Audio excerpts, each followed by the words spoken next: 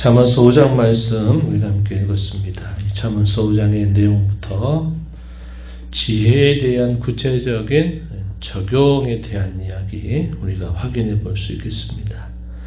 우리가 계속 앞에서 읽어봤던 쭉 이어졌던 말씀들은 지혜를 찾고 구하라 하는 것을 계속 말했습니다. 그 지혜를 거절하는 것이 어리석고 미련한 길이고 그 지혜의 근본이곧 하나님을 경외한 것으로부터 나온다 하는 그런 말씀들을 우리가 함께 쭉 살펴봤습니다. 5장의 내용에서는 이 지혜의 삶, 지혜로운 삶의 첫 번째 적용으로 제시되고 있는 말씀이 순결에 대한 것입니다. 순결. 이 순결은 거룩한 삶의 중요한 기초가 된다 하겠습니다. 그래서 오늘 이 5장에서는 음행의 문제, 육체적인 이런 타락의 문제들을 다루고 있다 하는 겁니다. 그러면서 순결을 잘 보존하는 것이 이 지혜로운 삶의 실제적인 적용이다 하는 사실을 우리에게 말해 줍니다. 1절부터 6절에 이르는 말씀에서는 음행의 정체에 대해서 쭉 이야기를 해줍니다. 그리고 중간 부분 7절부터 14절에 이런 내용은 음행을 멀리하고 항상 두려운 마음을 갖고 경계하도록 해라 하는 사실을 권면하고 마지막 부분에서는 순결을 이루어가라는 사실들을 강조해주고 있습니다. 먼저 본문 1절과 2절 말씀에 이렇게 말하죠. 내 아들아 내 지혜에 주의하며 내 명절에 내 귀를 기울여서 근신을 지키며 내 입술로 지식을 지키도록 하라. 지혜에 주의해라. 명철에 귀를 기울여라. 근신을 지켜라. 입술로 지식을 지키도록 해라. 지혜에 대한 여러 표현들을 쭉 나열하면서 그 지혜를 눈여겨 순종할 것을 가르쳐 주고요. 그러면서 적용하는 첫 번째 적용으로 음행의 문제를 다루고 있다는 겁니다. 3절부터 소개되죠. 대저 음녀의 입술은 꿀을 떨어뜨리며 그의 입은 기름보다 미끄럽지만 나중은 숯같이 쓰고 두날 가진 칼같이 날카롭고 그의 발은 사지 죽음의 자리로 내려가며 그의 걸음은 수월로 나아간다. 이렇게 말합니다. 음녀의 입술이 처음에는 꿀을 떨어뜨리고 또 기름보다 미끄럽지만 그러나 머지않아서 보면 숯같이 쓰게 되고 두날을 가진 칼같이 날카롭다. 이 말은 그 처음과 나중의 결말이 너무나도 다르다는 사실을 강조하는 겁니다. 그게 좋은 줄 알고 유익한 줄 알고 기쁨인 줄 알지만 그러나 잠시 잠깐 후에면 그것이 자기가 얼마나 해악을 끼치는지를 알게 된다 하는 사실을 말해주고 있는 겁니다. 이 성적인 타락이 만연다면 그 사회, 그 가정, 그 사람은 결국 하나님의 심판을 받게 된다고 하는 것은 역사적인 분명한 교훈이 됩니다. 보이는 교회에서도 항상 이런 문제는 항상 따라다니는 문제가 되죠. 교회의 지도자들이 교회에서 중요한 역할을 맡는 이들이 이런 문제로 걸려 넘어지게 되는 일이 간간히 매스 미디어를 통해서 뉴스를 통해서 보도되는 것을 보죠. 수년 수십 년 동안 잘 싸워왔던 그 모든 일들이 한순간에 물거품으로 돌아가 버리는 그런 일들이 있다는 겁니다. 그래서 이것이 나타나고 있는 교회에 있어서도 항상 조심하고 경계해야 되고 교회 지도자들 뿐만 아니라 우리의 자녀들이 우리의 우손들에게 있어서도 이런 문제가 대단히 파멸적인 그런 결과를 순식간에 가져온다는 사실들을 우리는 늘 지켜보고 있는 것이죠. 그래서 이런 성적인 타락의 문제는 인류 역사의 초기에서부터 계속된 일이었고 결국 우리가 살고 있는 오늘의 시대에도 마찬가지요. 앞으로도 더 그럴 것이다. 하는 사실을 우리는 주목해야만 된다는 겁니다. 요즘에는 이런 문제들이 유소년기에서부터 청소년기, 또 청년, 이미 가정을 꾸리고 있는 그런 경우에도 문제가 되고, 또 대중매체라든지 요즘에 이런 스마트폰이나 인터넷을 통해서 이런 것들을 접하는 것이 아주 쉽게 접할 수 있는 일들이 되기 때문에 이것이 얼마나 우리의 가정을 결국 해를 끼치고 또 우리가 섬기는 교회를 힘들게 하는가 하는 것에 있어서는 우리가 계속 주의를 기울이고 조심하지 않으면 안 되는 문제가 된다 하겠습니다.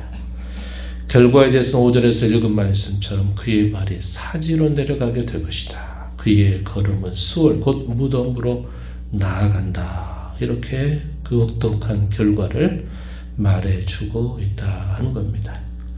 6절에 보면 생명의 평탄한 길을 찾지 못하며 자기 길이 든든하지 못하다 하더라도 그것을 깨닫지 못한다. 이러한 유혹에 빠져서 헤어나오지 못하게 되면 이러한 일이 되고 만다 하는 사실을 분명히 경고하고 있다 하는 겁니다. 그러하기 때문에 이런 문제에 있어서는 항상 조심하고 경계하고 두려워하는 마음을 가져야 된다 하는 사실을 강조하고 있습니다. 9절, 10절, 11절 쭉 한번 보세요. 9절에 두렵건대, 또 10절에서도 두렵건대, 11절에서도 두렵건대.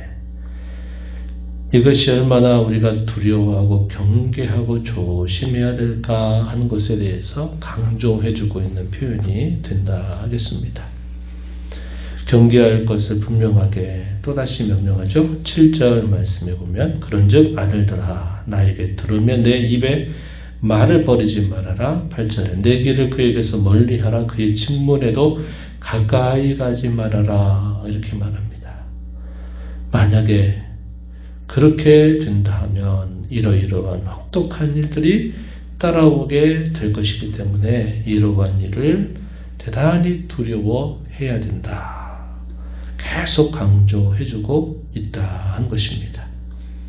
이러한 일에 빠져들게 될 때 불행이 어떻게 진행이 되는가, 그것을 이런 형식으로 쭉 단계적으로 표현을 했어요. 9절부터 14절에 이르는 내용에서 확인을 할 수 있습니다. 9절에 한번 보시면 내 존영이 남에게 잃어버리게 된다. 내 수완이 잔인한 자에게 빼앗기게 될까 한다. 이렇게 표현했습니다. 존영. 그 사람이 그동안 가졌던 명예, 지위, 위치 그런 것들이 순식간에 그것이 사라져버리게 되는 일이 따라오고 내 수완이 잔인한 자에게 빼앗기게 될 것이고 10절에 보면 타인이 내 재물로 충족하게 되고 내 수고한 것이 외인의 집에 있게 된다. 11절에서는 마지막에 이르러서는 너의 몸과 너의 육체가 쇠약하게 된다. 이렇게 말해줍니다. 그리고 이러한 일들이 나중엔 어떻게 되느냐. 그의 양심에 심각한 고통을 더해 준다 하는 것이죠. 12절부터 쭉 소개되는데 내가 어찌하여 훈계를 싫어하며 내 마음이 꾸지람을 가부히 여기고 내 선생의 목소리를 청중하지 아니하고 나를 가르친 이에게 귀를 기울이지 아니하였던고. 뒤늦은 후에 이것으로 인한 그 양심의 고통이 그를 대단히 힘들게 할 것이다 하는 사실입니다. 14절에서도 많은 무리들이 모인 중에서 큰하게 빠지게 되었노라. 하게 될까 염려한다. 육체적으로 그가 빼앗기는 그 많은 것들 뿐만 아니라 그의 양심의 고통, 뒤늦은 후회와 탄식 때문에 그가 그런 심적인 고통을 결국은 계속 겪게 될 것이다 한 겁니다. 그래서 이런 것들이 가져다 주는 그런 결말을 이렇게 구체적으로 제시하면서 음행을 멀리하여야 된다. 이것을 강조하죠. 마지막 부분에서 그럼 어떻게 하는 것인가? 순교를 잘 보존할 것을 권면하고 있다는 겁니다. 지혜로운 삶은 순결을 잘 보존하는 삶이다. 그것이 거룩한 삶의 중요한 기초가 된다는 사실을 확인하게 해줍니다. 15절 한번 보시면 뭐라고 표현하느냐. 너는 내 우물에서 물을 마시며 내 샘에서 흐르는 물을 마시라.